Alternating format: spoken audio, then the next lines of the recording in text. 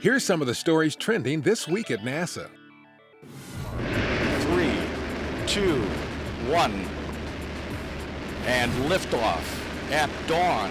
The dawn of Orion and a new era of American space exploration. The successful first flight test of NASA's Orion spacecraft on December 5th not only was a historic moment for the agency, but also was a critical step on NASA's journey to Mars. Passing 124 Mach 1. Orion rode to space from Cape Canaveral Air Force Station on a Delta IV Heavy rocket with no crew, but loaded with about 1,200 sensors. The flight test basically was a compilation of the riskiest events that will happen when astronauts fly on Orion on deep space missions. These include radiation, which Orion encountered as it passed through Earth's Van Allen belts. A human-rated system hasn't gone that far since 1972. And in fact, that mission was Apollo 17, which launched December 7th. Here we are again, now the United States leading exploration.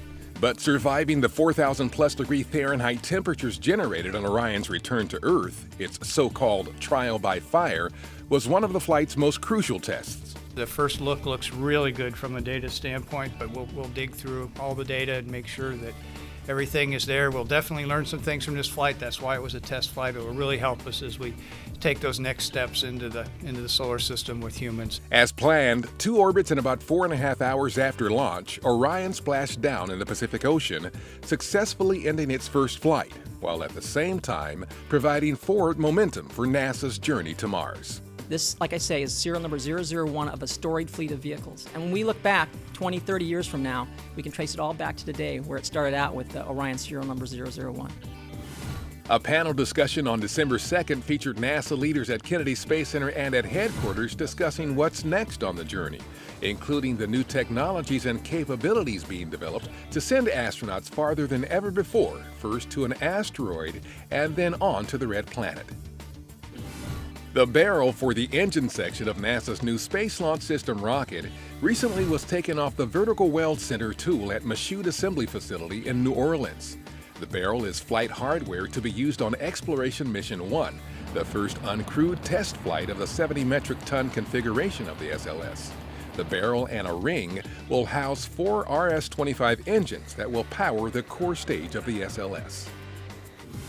NASA has approved the completion of the first milestone in the Boeing company's path toward launching NASA astronauts to the International Space Station from U.S. soil again under a groundbreaking commercial crew transportation capability contract.